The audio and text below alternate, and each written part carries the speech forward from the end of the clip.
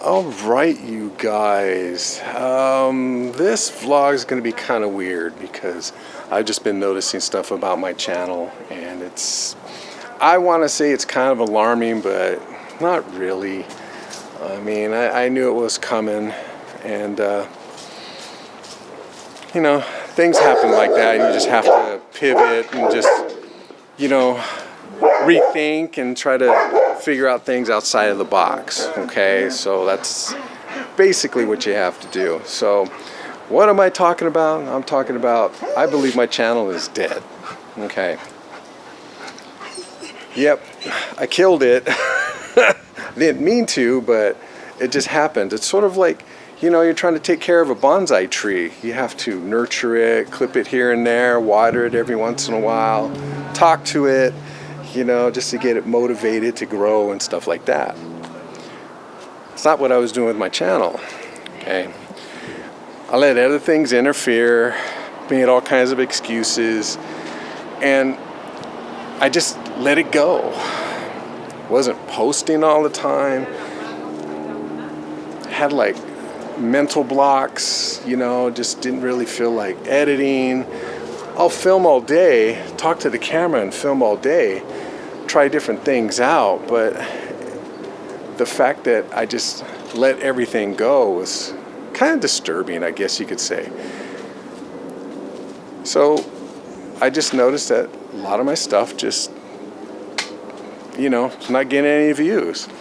Could be the subject matter, could be the thumbnail. I'm not really good at thumbnails, but I was thinking of diving into some AI to kind of help me design some thumbnails so I can actually just do it in, not really Photoshop, but I have Affinity Photo I can do. I don't have the free version, I had the paid version, and I'm just kind of sad that Affinity went that way. I was kind of hoping they would at least get the third rendition out before they went free. Now it's free, someone else owns it. You know how it goes. But I mean, it was relatively cheap, cheaper than Photoshop. Photoshop is just a subscription. I was gonna say prescription. It's just a subscription, and a lot of the stuff that they do anyway is AI anyway. So it's like, what's the difference if I use AI or Photoshop uses AI? As long as you use it as a tool. Now the thing, when I go a little off track, is one thing I want to make clear is, even though I'm going to use AI on my channel to kind of help me with the thumbnails, I'm not going to use AI to help me make the videos. You know what I mean? I like to go out and do it myself, edit it, all that. I mean, I could use AI to color grade my videos. Where's the fun in that? Where's the fun in letting someone else do all that work? And then, I just feel like I gotta have my hand in it. It's like kneading bread. You're kneading the dough. You gotta get your hands in it, work it, play with it a little bit, get it to the consistency that you want and all that stuff. So if I'm letting something else like AI do it for me, what the heck, It's like you take the soul of the product out of it, okay?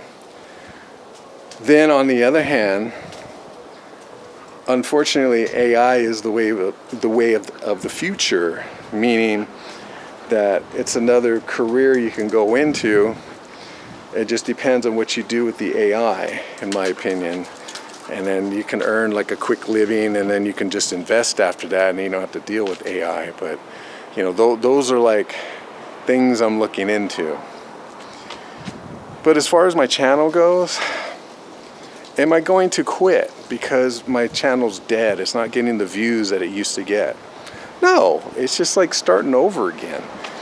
There have been people that have had their channels for years, and then they just let it go, shelve it for a while, and then next thing you know, they come back, but they come back with the fury because either they needed to be energized by it, recharge, something, get past their mental blocks, or they just figured they needed something to get that creativity out of there. And I'm not saying I'm at that point. I'm just at a point where it's just like I've got too many things piling on my shoulders, and I haven't followed my own advice and just chip away at it, just to, you know, work on it a little bit at a time. I'm trying to take a big bite out of that hamburger, and I'm choking, and I need some water, but I can't fit any more water in my mouth because I got nothing but burger and buns and stuff like that in my mouth. Okay, kind of a weird analogy, but you know, you just need it to soften the blow to get the burger down, right? Okay, but I just need to be out there doing my thing. And going to Creep IE was just, I just had a ball with that. Got to hang out with my buddy David from Adventures with David. We had a lot of fun, saw a lot of things, a lot of cosplayers. I mean, it's just fun. It's always fun to do those cons. Just David had just so much energy, it's just hard to keep up with him, man. David, man, don't ever lose that energy, man. But I'm not letting the channel go. I'm going to continue with it. Am I going to change things around? Nah, probably not really. Will I improve things on it? Yes, most definitely. Because I know there's a lot of room for improvement. And that's what I'm going to do, is just improve my channel, improve what I do some things. I did do a couple of shoots for Lunar New Year that I gotta drag out, but like the first one that I did, man, you just can't hop right into it. You really just need to work up to it. So unfortunately, I hopped into it, and there's a few things that I said just totally out of reference. You know, nothing really bad, but it's just like you listen to it, you're like, what the heck, man? Am I on drugs? You know, I just couldn't get some of the words out. I just felt tense because I'm there in a public environment, not like here where I'm in my backyard and there's nobody here to watch me. But, you know, I know people were staring at me because I'm holding a large camera in front of my face. And then I'm expected to perform like some circus monkey or something like that. It doesn't work that way. You have to be doing it. You have to keep working at it. Practice makes perfect, stuff like that. So a little bit of my speech is just kind of wonky, way out there. You know, and those are the type of things that I usually don't feel like releasing. I'm going to release it anyway. You know, good or bad, I'm going to release it. You know, this is part of the evolution of the channel and me, because the channel is me. And I'm going to have a lot of ups and downs. And you're going to see it. I'm okay with it. I'm okay if you see those ups and downs and, you know, the trials and tribulations of how Wicked Journey is doing his stuff out there. And I'm putting it out there in public because, I don't know, I don't want to say it's like therapy, but I'm willing to put stuff out there, and it's not really embarrassing stuff. It's just me. Sometimes I'm on it. Sometimes I have a loss for words. I don't know what to say. Sometimes I do. But that's just me. Okay? And that's part of my channel.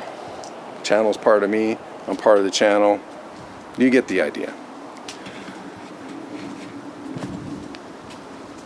And you don't have to watch, you know, if it gets too uncomfortable, you know, you could just move on. I'm okay with it. You know, I am going to improve. I am going to get better at this.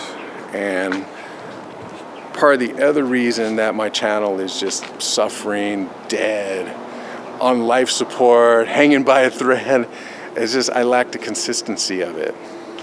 Now, I did try to do it daily, But I think where I messed up was I needed to go to different environments instead of I'm just sitting in my car telling stories. You know, like here, you know, I'm just walking around in my backyard, but it's just the movement. You get a different scenery sometimes, and sometimes people like are attracted to that, like a moth to a flame. But if you just do like what they call talking head, and you're just there and you don't show anything else, you better be a good speaker. You better have the tone where you're ranging up and down instead of just monotone. People aren't going to pay attention to that. And you got to know when to take breaks and when not to. And try to get rid of the ums, ahs, buts, and ands, and so's. And, you know, there's some words in the English language you might want to drop. Because people don't want to hear it. You have some people that are out there that speak so well that you're just attracted to the voice, the sound, the pitch, the way they talk, how strong their voice is, and the subject matter that they're talking about. That's usually the interest of it. So I am going to revive the channel. I am going to try to be a little bit more consistent. I have the opportunity right now because, you know, the nurses and Kaiser are on strike. Am I going on the line every day? No, I'm not. Am I going into work? No, I'm not. My support is me not going to work. I'll report back to work when everything is resolved. So, gotta hold the line, as they say. Strength in solidarity, as they say. And in the meantime, I'm going to work on other avenues of income because this strike just worries me. This is almost like a calling card to what's happening out there. And in case you guys didn't know, if you just look at the news, look at social media, it's not just here in California. It's in other states as well. And other hospitals, so to speak. Other companies that are going through the same thing for the same reasons, which is weird. We're all out there for the same reasons. You know, we can put out there the little differences, like us, you know, our contract is only good for 4 years, and after 4 years, we renegotiate. The other hospitals or nurses, it's the conditions, the working conditions. You know, it's not safe to work there, you know, for the nurses or the patients. Because if you don't have enough nurses, people start to die because they're in critical condition and you don't have enough people to attend to that. And that's the problem. And that's what people are not seeing. You know, everybody's like, you gotta, you know, help me out, you know. Screw them, you gotta help me out. We understand that. You know, as nurses, we have to take the more critical patients because if you're not as critical as this one, you could wait till we can get to you, till we can stabilize that patient, and then we can get to you. That sounds fucked up, but that's just the way it is, okay? If you don't have enough staff or enough people to handle the situation, you have to assess and see who's more critical, get them stabilized first, and then you can get to the other patients that weren't as critical as the first ones you had to go to. Okay. But I digress. My channel just right now is on life support. I'm not ready to pull the plug on it yet. I'm willing to work on it, get a little bit better, get a little bit faster, try to work out my workflow. And I'll give you an example. When I was on the line on Monday striking, filmed that with the Extra Muse, which is a copycat of the DJI Osmo Pocket 3. I filmed that on Monday.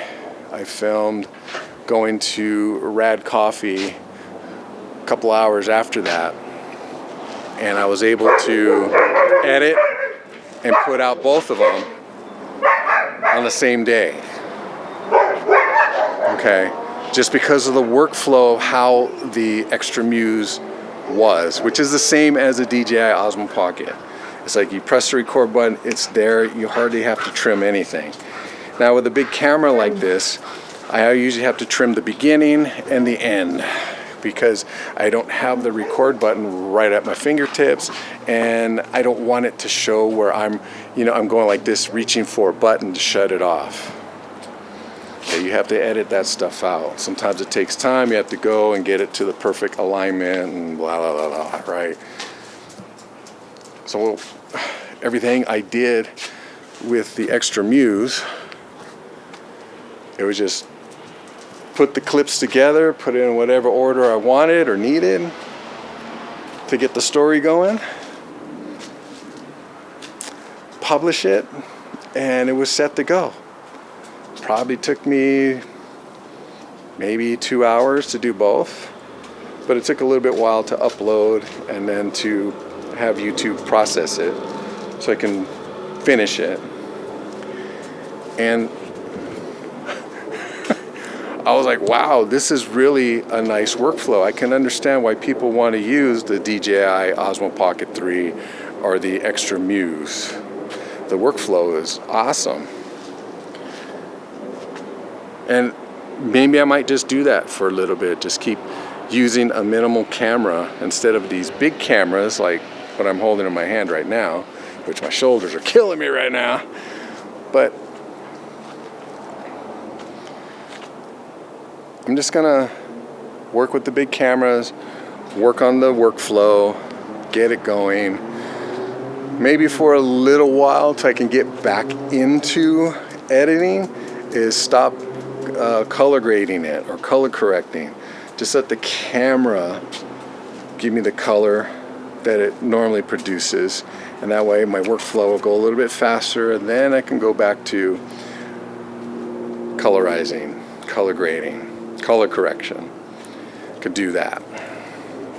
Maybe I'll just do that with the big cameras, and that way it makes the workflow easier, makes editing easier. I can produce the content a little bit quicker, have it out the next day instead of like a week, 2 weeks, maybe a month, maybe a year later, just depending. So that's the stuff I want to work on, and consistency is the key to keeping the channel alive. And then once you have consistency, you have to make sure you have content that people want to watch. Because no one wants to watch me walk around my backyard talking to a camera. Who wants that? You know, is there anything interesting that's going to come out of this video? To some people, not everybody. But to me, it's just, you know, getting my feelings out there, working out things, and you know, sometimes testing out a camera when there's something wonky going on. I like to see if there's other things I can do to, you know, make it a little bit better, get used to some of the adjustments. I just think I just need to improve my workflow, and then start adding these other details that I just dived right in without really knowing what I'm doing. Always doing that. But yeah, I'm not giving up on my channel, guys. Right now I think it's dead because I'm not really getting the views I get. Probably YouTube just decided like not to really send out notifications because, you know, I'm not really consistent. So it's kind of like, why do they want to bother with me? That's okay, you know. I could start over. It doesn't matter, you know. So